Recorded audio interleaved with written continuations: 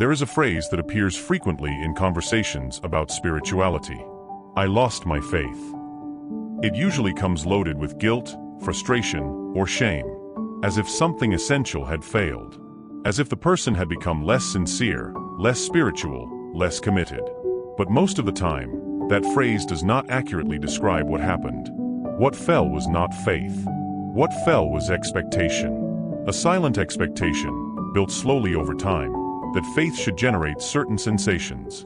That prayer should bring immediate relief. That believing should produce clear answers. That trusting God should result in emotional control, clear direction, and constant security. When that does not happen, the conclusion feels obvious. Something in me broke. My faith is not the same anymore. I lost myself. But this reading is usually rushed, because the faith that enters crisis, in most cases, is not deep faith. It is conditional faith. Conditioned on feeling something. Conditioned on understanding everything. Conditioned on receiving quick feedback. As long as those conditions are met, everything feels stable. The language works. The practices make sense. Spirituality feels alive. The problem begins when reality does not respond as expected. Prayer does not generate sensation. Silence stretches. Questions do not find immediate answers. At that point, something begins to collapse, but it is not faith itself. It is the illusion that faith would function as a tool of predictability. The illusion that believing would guarantee inner stability. That it would avoid discomfort. That it would reduce emotional risk. When that illusion falls, the impact is strong, because it was holding many things together. It supported spiritual identity. It supported the feeling of being in control. It supported the idea that if I do everything right, I will feel safe. Without that base, confusion emerges. The person still believes, but no longer feels. Still practices, but no longer finds the same meaning. Still seeks, but without the same enthusiasm. And this is interpreted as loss. But maybe it is simply the end of a model. A model of faith that depended on quick answers. That needed constant signs. That confused presence with sensation. When that model breaks, the experience is disorienting, because there is no immediate replacement. Faith stops being comfortable, stops being predictable, stops offering emotional guarantees. And that is frightening. But it also reveals something important. What was being called faith may have been, in part, a structure of expectations. A faith that worked while everything made sense, while God seemed predictable, while spiritual life could be managed. When that falls, the emptiness does not mean absence of God. It means absence of illusion.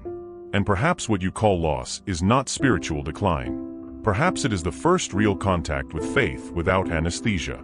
Without control, without implicit promises. Perhaps what you call loss is, in fact, the first contact with reality. Much of spiritual confusion does not begin with losing faith, but with how faith was presented from the beginning. Many learned faith as a simple logic of exchange. You do your part, God does his. You pray, you feel peace. You believe, you receive answers. You obey, everything aligns. This was not always stated explicitly.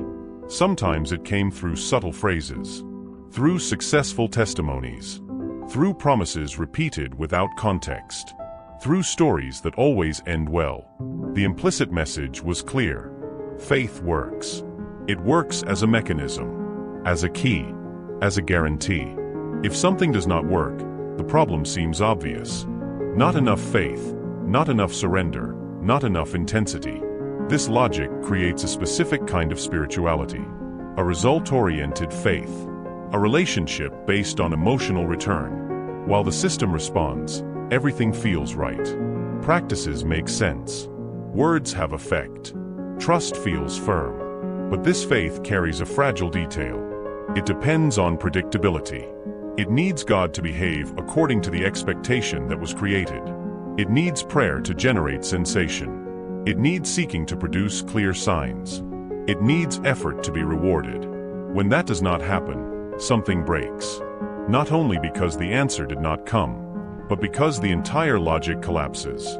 The person begins to ask, if I did everything right, Why do I feel nothing?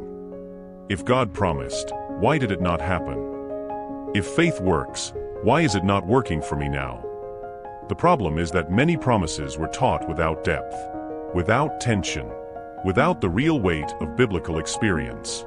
Promises about care were turned into guarantees of comfort.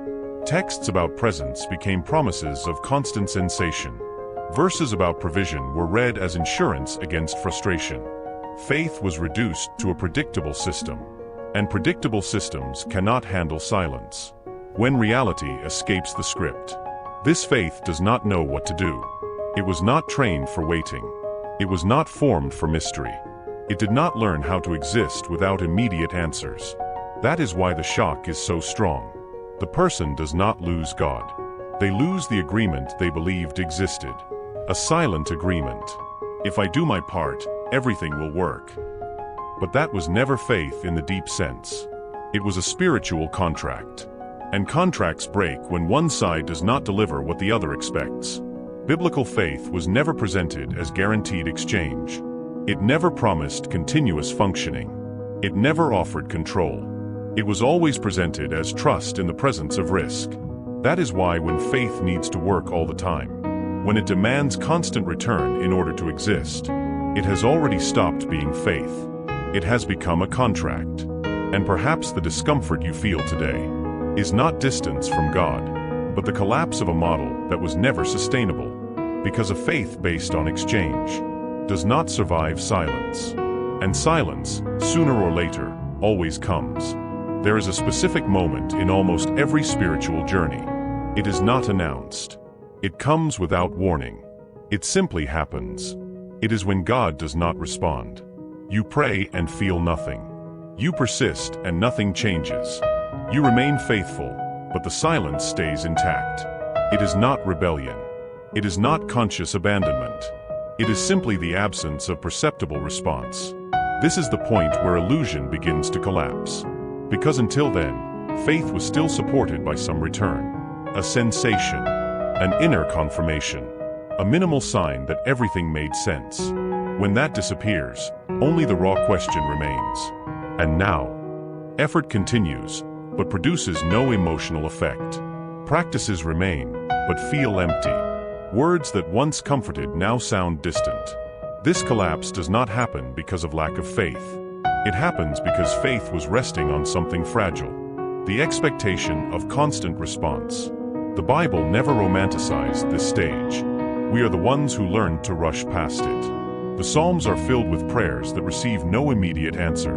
David asks, insists, cries out, and for long stretches, nothing is resolved. How long? That question appears more than once. It repeats. Job lives the same collapse. He loses everything, maintains integrity, and receives silence in return. Friends try to explain. They create systems. They offer causes. But God does not respond within their logic. And when He finally speaks, He does not deliver easy answers. He does not explain the reason for suffering. He shifts the axis of the conversation. Jesus, in Gethsemane, reaches the most extreme point of this collapse. He prays. He sweats blood. He asks for the cup to pass. And heaven remains silent. No angel brings explanation at that moment. No voice reaffirms the plan there. Silence is not broken. This detail is fundamental. If Christ Himself crossed absence of response, why did we learn that silence is a sign of error? The collapse of illusion happens when we realize something uncomfortable. God never promised to respond on our schedule. Never promised to explain everything.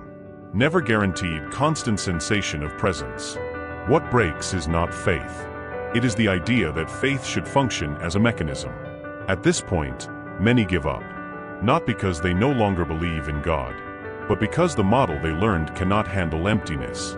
Silence dismantles utilitarian faith, destroys faith based on return, exposes faith that existed only while something happened. And that is precisely why this moment hurts so much. Because it reveals that much of the trust was not in God, but in the experience that came with Him. The Bible never hid this moment. We learned to ignore it. And when it arrives, We are not prepared to remain. But it is exactly here that something begins to change.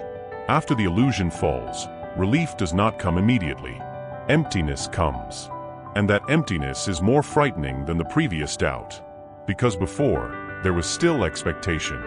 Now, not even that. But this is where many people get confused. Emptiness is not absence of God. It is absence of guarantees. It is the end of that faith that needed constant confirmation. The faith that only worked when something was felt, answered, or resolved. When the illusion falls, a strange inner space remains. Without clear promise. Without comforting sensation. Without that emotional ground that once felt secure. And this feels like failure. Feels like regression. Feels like loss. But it is not. What ends here is not faith. It is childish faith. Faith that needed quick reward. Faith that functioned as exchange. Faith that confused safety with control. The problem is that almost no one prepares us for this phase. We learn to celebrate answers, not to endure silence. We learn to associate God with visible movement, not invisible permanence. So when nothing happens, we think something went wrong. But this emptiness has a function. It dismantles false expectations. It weakens the need for domination. It exposes how much our relationship with God was based on predictability. At this point, many try to fill the emptiness quickly, with more activities, more rules, more ready-made speeches. Others simply give up, not because they lost faith, but because they cannot live without guarantees. But there is an important detail. This emptiness is not permanent. It is an interval, a space between what fell and what has not yet been born. And it is precisely here that you need to hear something simple, but honest. If this kind of reflection resonates with you, if this discomfort has crossed you at some level, it is worth staying close. Not out of loyalty to a channel, but because conversations like this do not appear every day. They require time, continuity, and maturity, and that is built only with those who choose to stay. Returning to the central point, adult faith is not born in enthusiasm. It is born in sustained silence. It does not depend on sensation. It does not demand full explanation. It does not need to work all the time. It learns to exist even when nothing guarantees it will work out. That is why this emptiness feels so long. Because it does not deliver quick rewards. It teaches endurance. It teaches staying without understanding. Trusting without control. Continuing without constant emotional support. Illusion falls quickly. It always falls. Adult faith takes time. Because it is not built on answers, but on the decision to remain. Even when there is nothing holding you externally. And this process, uncomfortable as it is where faith stops being expectation and becomes relationship. After the emptiness, a clear answer does not come. A complete explanation does not arrive. And it certainly does not come with a comforting promise. What is born afterward is quieter. It is a faith that no longer needs to prove itself constantly.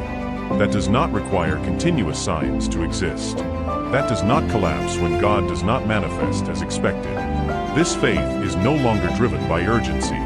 It does not chase emotional confirmation. It does not depend on intense spiritual events to feel real. It learns to exist even when nothing happens. Here, trust begins to replace control. Not because everything became clear, but because it became evident that it never was. The person realizes that trying to control God was, at its core, an attempt to control personal insecurity. And when that falls, something shifts internally. The relationship stops being a silent negotiation. I do, then God responds. I obey, then I am protected. I believe, then everything works out. That logic dissolves. Not because God failed, but because he never operated within that model. What is born afterward is a relationship without bargaining, without spiritual calculation, without constant expectation of immediate return. It is remaining even when faith does not feel rewarding, continuing even when there is no sensation of closeness, trusting even when life confirms nothing. This faith is no longer anxious. It does not need to close every question. It accepts mystery as part of the relationship, not as threat. And this does not make faith weaker. It makes it more honest. Because now it is not supported by illusion. It is not sustained by misinterpreted promises. It does not depend on a God who needs to act constantly to be real. It sustains itself in presence, even when silent, even when invisible, even when uncomfortable. This phase is not spectacular. It does not generate catchphrases. It does not produce impressive testimonies. But it builds something rare, inner stability, a faith that endures time, that crosses seasons, that does not dissolve at the first absence of response. Perhaps that is why so many people think they lost faith at this point, because it no longer looks like what they were taught before. But perhaps it is exactly the opposite. Perhaps you did not lose faith.